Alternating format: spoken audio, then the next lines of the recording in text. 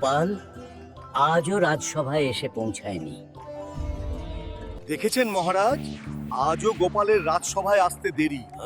এরকম চললে তো রাজসভার শৃঙ্খলা বজায় থাকবে না। হ্যাঁ, সে তো দেখতেই পাচ্ছি। আজ আসুক গোপাল। বেটা নিজেকে কি মনে করে? হ্যাঁ মহারাজ, দিন দিন গোপাল আপনার মাথায় চড়ে বসেছে। আজ বেটাকে টের পাইয়ে দিন যে দেরি করে এলে কেমন শাস্তি পেতে হয়। এই যে মহারাজ, আমি এসে গেছি। আরে গোপাল যে, এসো এসো। তা আজ তোমার এত দেরি হলো যে বড়? কোনো কাজে আটকে পড়েছিলে নিশ্চয়ই। আর বলবেন না মহারাজ, গিন্নির জ্বালায় আর পেরে উঠছি না। নাও এবার। গোপালকে দেখে মহারাজ গলে গেছে। বলিহারি এদের পীড়িত বাপু। কেন হে পেট মোটা গোপাল? বউ কি শুধু তোমার একার আছে? আমাদের নেই? কিন্তু আপনার মতো সূক্ষ্ম মন্ত্রীর আর কিসের জ্বালা? আপনি তো সারাদিন কোন পথে লোকের সর্বনাশ করবেন এই ভেবে যাচ্ছেন।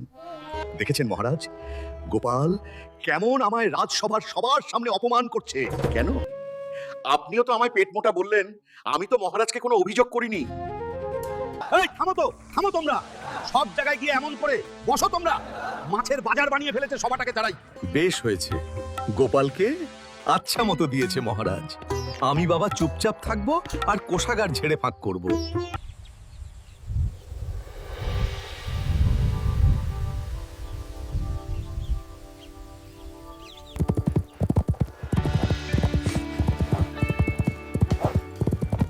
নমস্কার মহারাজ।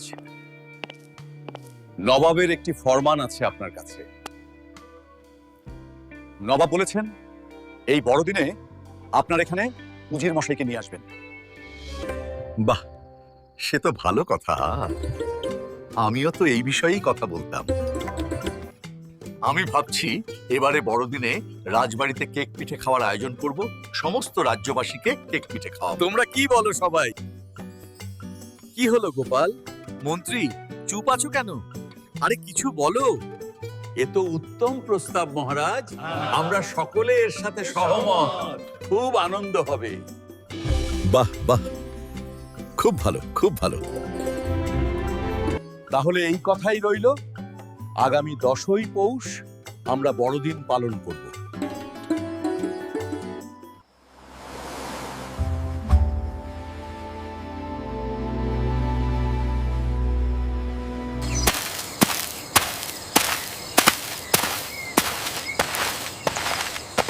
কই গো গিন্নি? আহ মরণ, এত দেরি হলো কেন বুড়ো? কি ব্যাপার? কোথায় ছিলে? কোথায় ছিলে এতক্ষণ? হ্যাঁ, আর বলো না গিন্নি, আজ রাজসভায় মন্ত্রী মশাইয়ের সাথে আমার আবার লেগেছে।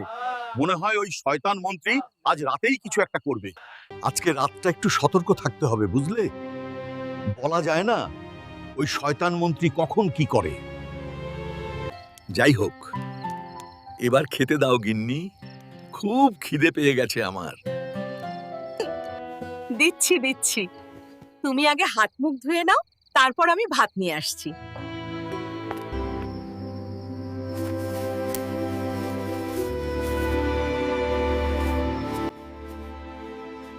গিন্নি, ও গিন্নি, আমায় এখন একটু বেরোতে হবে।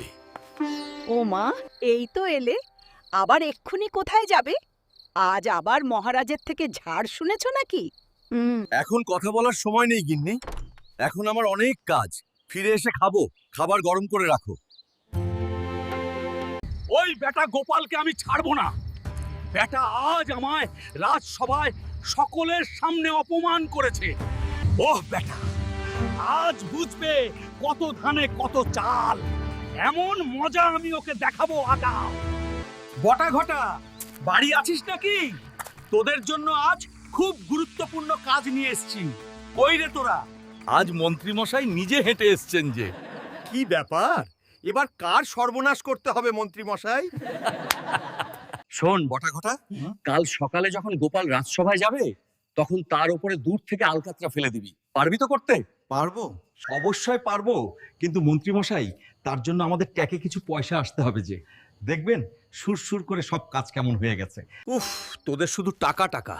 এই নে, এইটা রাখ, বাকিটা কাজ মিটে গেলে পাবি। খেয়াল রাখিস গোপাল যেন টের না পায়। আরে না না, ওসব নিয়ে ভাববেন না, এসব তো আমাদের বাঁ হাতের খেল। হ্যাঁ। আপনি শুধু টাকার ব্যাপার দেখবেন, তাহলেই হবে। ঠিক আছে, এবার যা দেখি এবার যা। আমি তাহলে নিশ্চিন্ত হয়ে একটু ঘুম দিই। কাল বেটা টের পাবে মন্ত্রীর পেছনে লাগার ফল। অনেক দিন হলো কৃষ্ণচন্দ্রের পেছনে লাগা হয়নি। এই বড়দিনে ভাবছি একটা সবক শেখাবো। হ্যাঁ, কি বলো উজির? জি হুজুর। কিন্তু কিন্তু ওই টেকো গোপালের জন্য কোনো কিছু করাই তো যায় না নবাব। ভাবো উজির ভাবো, কিছু একটা বুদ্ধি বের করো। এত এত যে বিরিয়ানি সাঁটাও, ওগুলো কোথায় যায়? মগজের যা ছিরি তোমার। ভাবো, নরইলে গর্দান নেবো তোমার। ভাবছি হুজুর ভাবছি, আমি কিছু একটা বুদ্ধি বের করছি নবাব, আপনি কোনো চিন্তা করবেন না। যে খায় চিনি তারে যোগায় চিন্তামণি, যে খায় চিনি তারে যোগায় চিন্তামণি। এ কি হলো? কি করে হলো? কে বেটা এমন মজা করলি আমার সাথে? মুখটা পুরো নষ্ট করে দিল রে। এটা মন্ত্রী মশাইয়েরই কাজ। ঠিক আছে, আমিও এর শোধ তুলবো। দেখে যাও গিন্নি, আমার কি অবস্থা।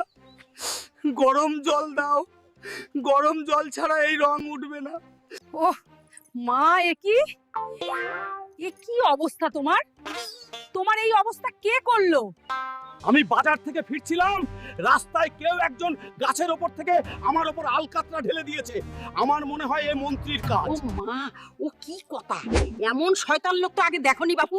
আচ্ছা যাও যাও, তুমি পুকুরে গিয়ে ভালো করে চান করে আসো, আমি ভাত দিচ্ছি। হ্যাঁ, আমি যাই চান করে আসি, তুমি ভাত বাড়ো। রাজসভায় গিয়ে এর বিচার হবে।